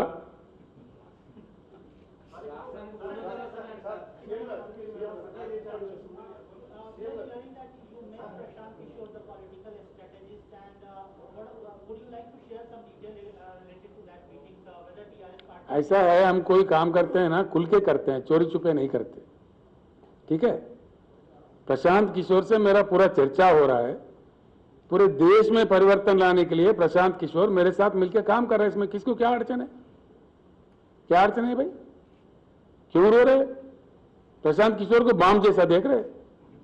क्या बात है? इतना डर क्यों लग रहा है प्रशांत किशोर से? ఎస్ ప్రశాంత్ కిషోర్ మాతో కలిసి పనిచేస్తున్నాడు, తప్పేందండి? చేయకూడదా? ప్రశాంత్ కిషోర్ దగ్గర ఒక ఆర్ట్ ఉంది, ఆయన డీప్గా సర్వే చేసి చెప్తాడు, పీపుల్స్ పల్స్ పట్టుకుంటాడు. ఐపాక్ అనే సంస్థ పెట్టిండు బాజాప్తాగా. ఆయన ఏమైనా రహస్యమా? మళ్ళీ ఎట్లంటే నేను ఏమంటున్నా అంటే ఆయన ఏమైనా రహస్యమా? హరే రామచంద్ర, నేను చెప్పనియో కదా నువ్వు తొందర ఎందుకు కొడతా? అంత ఆగమాగం ఎందుకు? ప్రశాంత్ కిషోర్ అతను కలిసి పనిచేసినప్పుడు దేశం గురించి పనిచేస్తాడు, తెలంగాణ గురించి పనిచేయడా? ఇదేం అమాయకత్వమే? మొత్తం కలిసి పనిచేస్తాం కదా, అంత కంబైండ్. తెలంగాణ దేశం నుంచి వేరే ఉన్నదే. ఎంటైర్ దేశం గురించి ఆలోచన చేసినప్పుడు దానిలో తెలంగాణ కూడా అంతర్భాగం ఉంటుంది కదా ఆటోమేటిక్గా.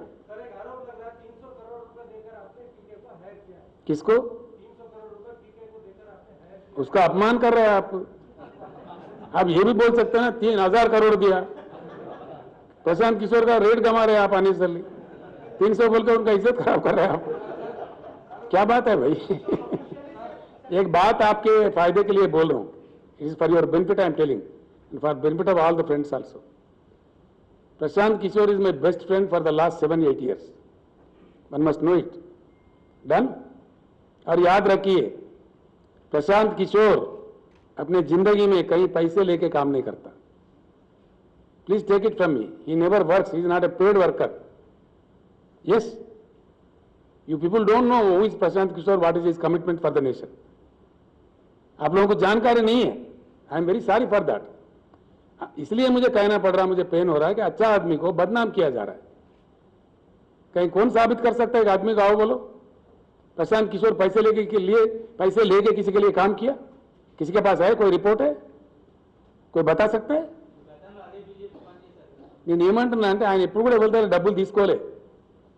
మీకు for your information, Prashant Kishor బీజేపీకి పనిచేసిండు, జగన్మోహన్ రెడ్డికి పనిచేసిండు, ప్రశాంత్ కిషోర్ మొన్న మమతా బెనర్జీకి పనిచేసిండు, ఎవరు రిక్వెస్ట్ చేస్తే వాళ్ళకి పనిచేసిండు. 12 రాష్ట్రాలలో పనిచేసిండు ఆయన, నేషనల్ పాలిటిక్స్లో కూడా పనిచేసిండు. స్టాలిన్ తమిళనాడులో పనిచేసిండు, చాలా మందికి పనిచేసిండు, బీహార్లో చాలా చోట్ల చేసిండు ఆయన. ఈరోజు నేను అడిగితే దేశ రాజకీయాల మీద ఆయనకు అవగాహన ఉంది కాబట్టి, 12 రాష్ట్రాల్లో పనిచేసిన అనుభవం ఉంది కాబట్టి, తప్పకుండా జాతీయ రాజకీయాలు ప్రభావితం చేయించడానికి కేసీఆర్ ప్రబల నిర్ణయం తీసుకున్నాడు కాబట్టి, ప్రశాంత్ కిషోర్ నేనే పిలిచినా, నేనే ఇన్వైట్ చేసినా బ్రహ్మాండంగా పనిచేస్తున్నాం. ఎందుకు బాంబులు పడేట ఎదురుపడుతున్నారండి? అదే పెద్ద రహస్యంలాగా, కొత్త విషయంలాగా ఏమున్నది దాని? నాకు అర్థంగా 100% ఈజ్ అ కమిటెడ్ పర్సన్. ఈయన చాలా రోజులు ఫారిన్ దేశాల్లో ఉద్యోగాలు చేసిండు, ఆయన యుఎన్ఓలో పనిచేసిండు. ఈ worked for so many countries. ఇండియాకి వచ్చిన తర్వాత అతని ప్రయత్నం అతను చేస్తున్నాడు.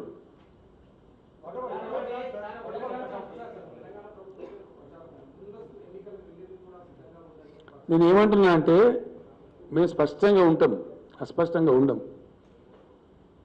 600 ముందస్తు ఎన్నికలకు వెళ్ళే ప్రశ్న లేదని మొన్ననే చెప్పిన నేను, మళ్ళీ ఇప్పుడు కూడా చెప్తున్నా. పోయినసారి నేను అసెంబ్లీని డిజాల్వ్ చేసిపోయినా, అది కూడా చెప్తున్నా. Yes, there was a need at that time. ఎందుకు? మేము ప్రారంభించిన పథకాలు, మేము ప్రారంభించిన ప్రాజెక్టులు మళ్ళా మేమే ఉండి పూర్తి చేయాల్సిన అవసరం ఉండే కాబట్టి, మళ్ళీ టీఆర్ఎస్ గవర్నమెంట్ ఖచ్చితంగా రావాల్సిన అవసరం ఉండే కాబట్టి, కరెక్ట్ టైంలో నేను ఇంటెలిజెంట్గా డెసిషన్ తీసుకొని I came back with 88 seats, right? ఇప్పుడు ఆ అవసరమే లేదు, అన్ని పరిపూర్ణంగా కంప్లీట్ అవుతున్నాయి. ఇప్పుడు పాలమూరు ఎత్తిపోతల పథకం కంప్లీట్ కావాలి, సీతారామ పథకం కంప్లీట్ కావాలి, మేము పెట్టిన లిఫ్ట్ ఇరిగేషన్ స్కీములు కంప్లీట్ కావాలి, తెలంగాణ ఇంకా ధాన్యం ఎక్కువ పండించాలి, తెలంగాణకు ఇంకా ఐటీ పెట్టుబడులు ఎక్కువ రావాలి, ఇంకా పరిశ్రమల పెట్టుబడులు రావాలి. ఆ ప్రయత్నాలు మా టర్మ్ ఎండ్ దాకా కూడా ఇప్పుడు కొనసాగిస్తాం, మధ్యలో భంగం చెయ్యం, రైట్? ఎవరైనా ఆసుకుంటే అట్లా అనుకుంటే పాపం తెలియలేక అనుకుంటే మేము చేయలేము. ఆ మాట్లాడేవాళ్ళు కూడా ఎందుకు కొరగాని వాళ్ళు ఇక్కడ ఏ రకం కూడా ఏమి స్థాయి లేని వాళ్ళు, వాళ్ళకి ఇక్కడ పాత్ర లేదు, మను లేదు, నెత్తి లేదు, కత్తి లేదు, ఊరికే ఏదో అరుస్తూ ఉంటారు బడాల మీద. దాన్ని మేము పడుచుకోన్నా, ఎవడో ఏదో కలగాని చెప్పుకుంటాడు. ఎల్లుండి ఎలక్షన్ అయితే తయారుగా అవుతుంది, అట్లా అవుతుందా? నాకు అర్థం కాదు.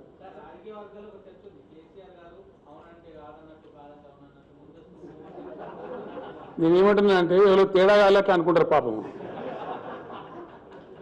ఆలోచన తక్కువ ఉన్న వాళ్ళు, అవగాహన తక్కువ ఉన్న వాళ్ళు అట్లా అనుకుంటారు.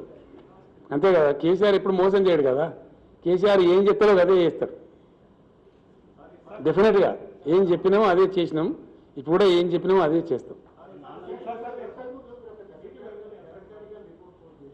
ఏందండి రిపోర్ట్ కాదండి, ఒక సెంటర్ స్ప్రెడ్ ఐటమ్.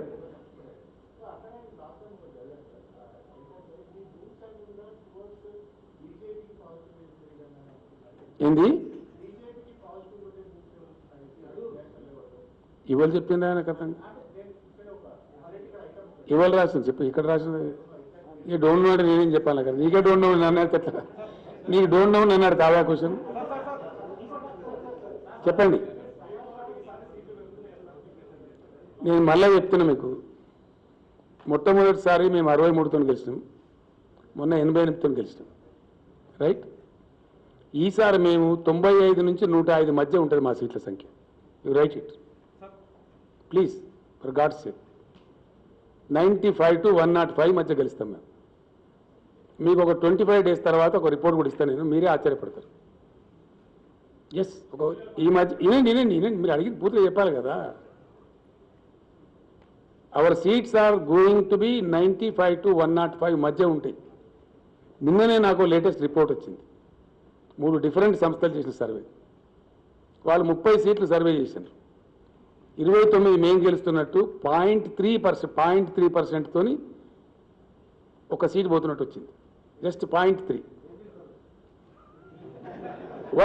అంటే ఏందని అర్థం, 30లో ఒక సీటు పోతే 120లో 4 పోతాయని అర్థం. 30కి 1 అంటే that is going to the result, take it from మీ.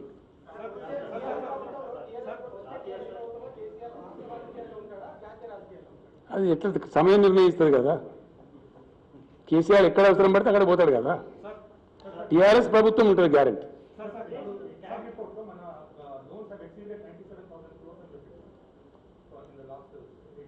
ఏ కాగా నాకు అర్థం, నీ సపరేట్ కాగేమని ఉందా నీ దగ్గర? We're much below the allowed 25%. I made it very clear in the state assembly.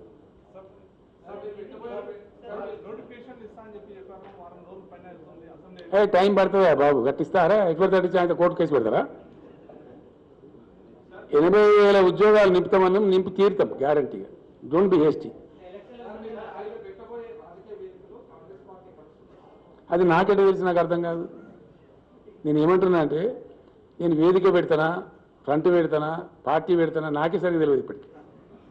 You see discussions are under way. క్లియర్గా చెప్తున్నాను, నేను అనుమానం అక్కర్లేదు. ఇప్పుడు ఎట్లా ఉంటుందంటే, కల్పన లేని వాళ్ళు ఉంటారు, అవగాహన లేని వాళ్ళు ఉంటారు. For your information I'm telling, TRS party పెడుతున్నప్పుడు నా పాత మిత్రులు కొందరు వచ్చిన క్లాస్మేట్స్ ఏమవుతుందని అడిగారు. పంచాయతీరాజ్ ఎలక్షన్ లాంచింగ్ ప్యాడ్గా నేను పోతున్నాను అని చెప్పాను. అంటే ఎప్పుడు పెడతావు పార్టీ అని అడిగాను. సుప్రీంకోర్టులో కేసు పెండింగ్ ఉంది, 2001 సంగతి అని చెప్పి, దాని జడ్జిమెంట్ని అనుసరించుకొని నేను పెడతా అని చెప్పి నేను వెయిట్ చేస్తున్న సుప్రీంకోర్టు జడ్జిమెంట్ వచ్చింది. అప్పటికే టీఆర్ఎస్ జెండా, టీఆర్ఎస్ ఫస్ట్ క్యాసెట్ అన్నీ రెడీ చేసి నేను బీరువాలో పెట్టి తాళం వేసి పెట్టాను. ఇది బయట చాలామంది తెలియదు, రైట్. సుప్రీంకోర్టు జడ్జిమెంట్ వచ్చిన మరుక్షణం నేను కొంత పద్ధతి పాటించే మనిషిని కాబట్టి అయ్యగారులను అడిగి ముహూర్తం తెలుసుకొని నిర్ణయం ఖరారు చేసి పెట్టేసాను. ఆ టైంలో నా ఫ్రెండ్స్ వచ్చారు, వచ్చి ఇదంతా సినిమా చూపించినట్టుంది, నువ్వు పార్టీ పెట్టుడు, పంచాయతీరాజ్ ఎలక్షన్ పోటీ చేసుడు, నీకు అభ్యర్థులు దొరకడు, నువ్వు గెలుచుడు ఉంటారా అన్నారు. అంటే నేను చెప్పిన, పాలిటిక్స్లో ఎప్పుడు కూడా పనిచేసేది ఏంటి, ట్రెండ్, సిచ్యువేషన్ అండ్ ఈక్వేషన్. మీరు ఏమైనా రాసుకుంటారంటే రాసుకోండి. పాలిటిక్స్లో ఆల్వేస్ అన్నిటికన్నా ఎక్కువ ప్రభావితం చూపించేది trend and equation and situation. ఈ 3 ఉంటే దానికి ఒక ఆర్టికులేటర్ మ్యాచ్ అయింది అనుకో. Exactly that was what the result of TRS in Panchayati Raj elections. 2 జిల్లా పరిషత్తులు గెలిచింది, 100 మండలాలు గెలిచినాం, 3,000 సర్పంచులు గెలిచినాం, 1142 ఎంపీటీసీలు గెలిచినాం. మీరు సాక్షి దానికి. డన్. ఇప్పుడు కూడా గట్లే ఉంటుంది. ఆగమాగం వద్దు. ఏం జరుగుతుందో మీరు చూస్తారు. There are much deeper issues I'm telling my friends. చాలా ఉన్నాయి సమస్యలు. దేశంకు అవగాహన లేని ఉన్నాయి. దేశాన్ని ఎట్లా గోల్మాలు దింపినో ఉన్నాయి. ఈ 75 ఏళ్లలో ఎంత అజ్ఞానంలో దేశాన్ని పెట్టినటువంటి ఇష్యూలు ఉన్నాయి. చాలా పరేషాన్ అవుతారు మీరు అవి బయటకు వచ్చినాడు. కాబట్టి తొందరద్దు. Things are under way, things are under process. ఆ ప్రాసెస్ జరుగుతుంది. తప్పకుండా 2024లో సంపూర్ణ క్రాంతి వైపు భారతదేశం రాస్తా చేసుకుంటుంది.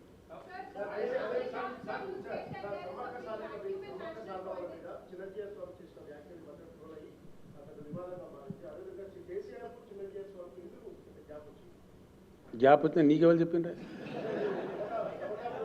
నీకెవరు చెప్పింది నాకు అర్థం కాదు. ఇది విచిత్రంగా లేని గ్యాప్ నువ్వెట్లా మాట్లాడుతుంది? ఊహించుకొని నువ్వు గ్యాస్ పెట్టుకొని నన్ను అడిగితే నేనేం చెప్పాలా? ఇట్స్ ఆల్ హంబగ్ అండి. Sorry, I don't answer the silly questions. నేను ఏమంటున్నా జిఆర్ స్వామిని అడిగినందుకు కొంచెం నన్ను ఎట్లా అడతావా? You don't ask me please.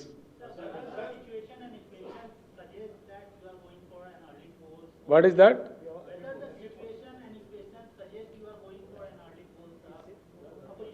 I said it very clearly, abundantly, no. That question does not arise. Sir, you said that there is a huge vacuum over national politics. So will you be going forward with the front, or will you be leading, because you have been leading a lot of leaders across the country? See, I have very clearly said it, very clearly, that there is a void, there is a vacuum in the national politics of India, right? I am pursuing national politics now. There is no hanky-panky. I am doing my piece of job. I have to meet so many other friends who are playing a major role in this country's politics. We are trying to form into an opinion. Thereby what happens, let us see. How to fill up that gap. We will certainly take a decision. It will be qualitative, and ultimately it will prove quantitative also. And I assure you, from 2024, India will pursue a new path of Kranti. New path of Kranti. You will see it, right? Once KCR said it will happen. ఎవరితోనండి? ఏం అర్థం కాలేదు. ఎవరితోనండి? నేనేమంటున్నా అంటే ఇప్పుడు అన్ని budget సెషన్లు జరుగుతున్నాయి. మనం మాట్లాడినాము. ఆల్ బడ్జెట్ సెషన్స్ సార్, కొన్ని ఏమో కంప్లీట్ అయినాయి, కొన్ని ఆఫ్ ద వే ఉన్నాయి, కొన్ని జరుగుతున్నాయి. షార్ట్ పీరియడ్లో తప్పకుండా అందరం కలుస్తాము, మాట్లాడతాము. సీఎంగా ఉండాల్సిన అవసరం లేదు. కొంత సీఎం లేని నాయకులు కూడా పెద్ద నాయకులు ఉన్నారు, వాళ్ళందరూ కూడా వస్తారు, మాట్లాడతారు తప్పకుండా. కొన్ని ఐడియాస్ ఉన్నాయి, ఒక్కొక్కరికి ఒక ఐడియా ఉంది. ఒక ఆయనకు ఒకటి పద్ధతి ఉంది, ఇంకొక ఆయనకి ఇంకో పద్ధతి, ఇంకో పద్ధతి. అన్నీ కలగలిపి what is really going to be the best for 2024. డెఫినెట్గా కదిలించాల్సింది భారత ప్రజానీకాన్ని. ప్రజానీకాన్ని నలుగురు నాయకులను, ముగ్గురు ముఖ్యమంత్రులను కాదు. I think you are getting my point. కదిలించాల్సింది మాసెస్ని, కదలాల్సింది కూడా మాసెసే. అందుకోసం ఏ ప్రక్రియ అవసరమో ఆ ప్రక్రియ అవలంబిస్తాం. డన్. రిటైర్డ్. మీకు చాలా విషయాలు నేను చెప్పాల్సినవి. ఇప్పుడు ఒప్పుకుందా? మేము అట్లా అల్లాటప్పగా ఏం చేసినా కూడా దేశంలో అడ్వకేట్ల సంఖ్య 20 లక్షలు ఉన్నది. వాళ్ళందరినీ కదిలిస్తున్నాం. ఇంత పెద్ద సబ్జెక్ట్ చెప్పాను. దేశంలో 1018 యూనివర్సిటీలు ఉన్నాయి. ఆల్రెడీ వర్క్ స్టార్ట్ అయింది, వాళ్ళని కదిలిస్తున్నాం. డన్. దేశంలో 45,000 నుంచి 65,000 వరకు గ్రాడ్యుయేషన్ కాలేజీలని, డిగ్రీ కాలేజీలు, ప్రొఫెషనల్ అన్నీ కలిపి. డన్. అటు సైడ్ పోయింది, అది కూడా జరుగుతుంది పని. వర్క్ స్టార్ట్ అయింది. అండ్ ఏం అరమరికలు ఇవ్వండి. I said I'm doing my piece of work. నేను ఒకసారి అన్నా అంటే ఊరుకుంటున్నా? తప్పకుండా పని చేస్తా కదా. రోజుకో 3-4 గంటలు దాని మీద సీరియస్ పని జరుగుతుంది. ప్రశాంత్ కిషోర్ నాథన్ కలిసి పని చేస్తానని చెప్పినా కదా, ఆయన పని ఆయన చేస్తూనే ఉన్నాడు, మాట్లాడుతూనే ఉన్నాం. చాలా రాష్ట్రాల నుంచి నాకు ఫోన్లు వచ్చినాయి, చాలా మాట్లాడుతున్నాం. ఎవరికి ఉండే అవగాహన వాళ్ళు చెప్తున్నారు. అవన్నీ షేర్ చేస్తున్నాం, మాట్లాడుతున్నాం. అన్నీ కలిపి మాట్లాడి ఒక వేది మీదకి తెచ్చి ఆ వేదిక ఏందనేది మీ ముందుకు వస్తుంది బ్రహ్మాండంగా. దానికి ఎంత స్పాన్ అవసరం, ఎంత టైం అవసరం, ఏ టైంకి రావాలి, ఎట్లా రావాలి, పరిపూర్ణమైన పద్ధతిలో చాలా పరిపూర్ణంగా వస్తుంది. పరిపూర్ణమైన విజయాన్ని కూడా సాధిస్తుంది. దానిలో ఏం డౌట్ అవసరం లేదు.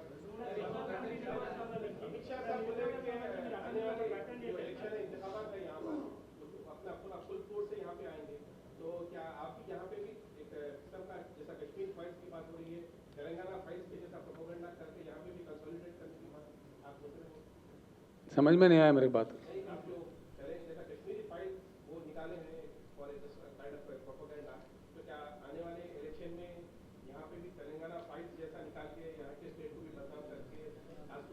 आपको समझ में नहीं आया बात, इसलिए मैं साफ कह रहा हूं ना.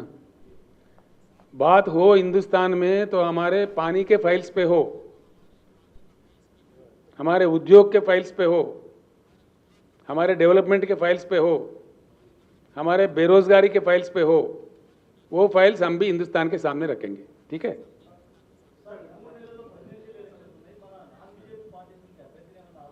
ఇప్పటికి చేయలేదు. అట్లాంటి ప్రస్తావన వస్తే ఆలోచిస్తాం. ఎక్కడనండి మోస్ట్ వెల్కమ్. ఒక అరవింద్ కేజ్రీవాల్ ఎందుకు ఇంకా 20 మంది రాని మాకేమైనా యునానిమస్ వస్తుందా? రాహుల్ మేము కూడా కొట్లాడే గెలవాలి ఎలక్షన్. చాలామంది వస్తారు ప్రయత్నించి ఇవ్వాల ప్రయత్నం వాళ్ళు చేస్తారు. దాంట్లో తప్పేముందండి? నాకు అర్థం కాదు. What is wrong? డెమోక్రసీలో ఎవ్రీబడి ఈజ్ వెల్కమ్. ఎవరి ఎఫర్ట్ వాళ్ళు చేస్తారు, దానికి నథింగ్ రాంగ్. ఏందండి మేము సచిన చేయమండి. పాదయాత్ర చాలా ఓల్డ్ టాక్టిక్స్ బ్రదర్, అయిపోయింది, అది ఎగ్జాస్ట్ అయింది. ఎవరికైనా అంతా కులం చేసుకుని చేసుకోండి.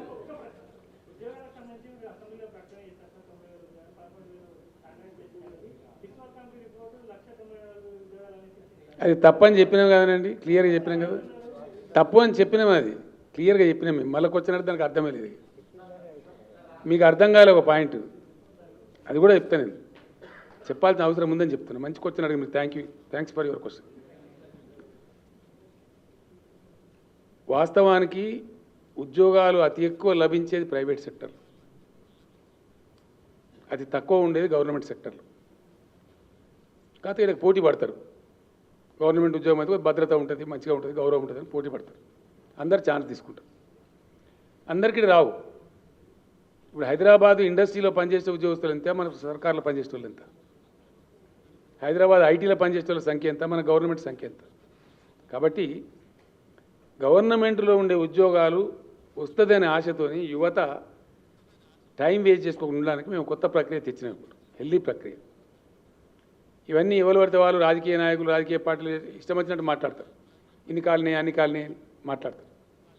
అది దాన్ని నలిఫై చేయడానికి, యువతను ఆ భ్రమంలో నుంచి తీసి పాజిటివ్ డైరెక్షన్లో పెట్టడానికి వాళ్ళు సరైన ఒక డెసిషన్ తీసుకోవడానికి వీలుగా ఉండాలని చెప్పి ఇప్పుడు ఎన్ని ఉత్పన్నమైనయో అన్ని ఖాళీలు ఇచ్చినాం, నోటిఫై చేస్తున్నాం. 2, కొన్ని 9th షెడ్యూల్ సంస్థలు, 10th షెడ్యూల్ సంస్థలు ఆంధ్రాతో వివాదంలో ఉన్నాయి. అవి ఒకసారి పరిష్కారం అయితే ఆడ కూడా వస్తే ఒక 5,000 10,000 వస్తే రావచ్చు. అవి కూడా నోటిఫై చేస్తాం. దాని తదనంతరం మేము స్పష్టమైన ఆదేశాలు ఇచ్చినాం. నేను ఒక్కరికి చేయలేదు, క్యాబినెట్గా ఇచ్చినాం, చీఫ్ సెక్రటరీకి ఆదేశం ఇచ్చినాం, అన్ని శాఖల సెక్రటరీలకు ఇచ్చినాం. ఎవ్రీ ఇయర్ ఉద్యోగ క్యాలెండర్ పెట్టాలి. ఏ సంవత్సరం ఖాళీ ఆ సంవత్సరమే నింపేయాలి. అది ఏదైనా కానీ. 2, స్కూల్స్ విషయంలో కూడా కొన్ని తప్పుడు ప్రచారాలు చేస్తున్నారు, కొన్ని అపోహలు సృష్టిస్తున్నారు. రేషనలైజేషన్ ఆఫ్ స్కూల్స్ అంటే దాని కొన్ని స్కూల్స్ మూస్తారని, కొన్ని తోరిస్తారని, కొన్ని ఖతం చేస్తారని ఏదో పిచ్చి పిచ్చి అపోహలు కలిగిస్తున్నారు. We're not going to do that. Yes, we're going to rationalise. ఏం చెప్పిన నేను ప్రతి పాఠశాలలో కూడా మనం చెప్పిన నేను క్లియర్గా స్పష్టంగా మేము ఇచ్చిన ఆదేశం ఏంటంటే విద్యాశాఖ మంత్రి గారికి, సెక్రటరీ గారికి ప్లస్ చీఫ్ సెక్రటరీకి చెప్పినాం. ప్రతి పాఠశాలలో ఉండాల్సిన ఫ్యాకల్టీ అంటే లెక్కల సార్ ఉండాలి, సైన్స్ సార్ ఉండాలి, తెలుగు సార్ ఉండాలి, ఏమేమి సబ్జెక్ట్ టీచర్ ఉంటారో అది that is the real rationalisation. విద్యార్థులకు చక్కటి మంచి విద్య అందితే ఇంగ్లీష్ మీడియం కూడా స్టార్ట్ చేస్తున్నాం కాబట్టి వాళ్ళ పాపం వాళ్ళు బ్రతుకుతారు. మంచి విద్య వస్తే మంచి విద్య రావాలంటే అరకొరగా ఉండద్దు. ప్రతి పాఠశాలలో కూడా అన్ని సబ్జెక్టు టీచర్లు ఉంటే రేషనలైజ్ చేయండి. కావాలంటే ఇంకో 10,000 టీచర్ పోస్ట్ తీసుకోమని చెప్పి you take another 10,000 teacher post but 100% అన్ని స్కూళ్ళల్లో ప్రతి సబ్జెక్టు టీచర్ ఉండాలి. జర్నలిస్టులతో నా రిక్వెస్ట్, అక్కడ లేకపోతే మీరు నా దృష్టికి తేవాలి దయచేసి. రాబోయే 2-3 నెలల్లో ఈ రిక్రూట్మెంట్ అయిపోయిన తర్వాత నెక్స్ట్ అకాడమిక్ ఇయర్ నుంచి ఖచ్చితంగా రేషనలైజేషన్ ఏంది, అన్ని పాఠశాలలలో అన్ని సబ్జెక్టుల టీచర్ల నుండి పరిపుష్టమైన విద్య చెప్పాలి, చక్కటి విద్య చెప్పాలి. దానికోసం ఇంకో 10,000 ఉద్యోగాలను ఇస్తామని చెప్పినాం. ఇంకో 10,000 టీచర్ పోస్టులు కావాలని ఇస్తాం, కానీ తీసుకోండి, చేయండి, చక్కగా నడపండి అని చెప్పినాం. That kind of rationalisation also will take place. Thank you.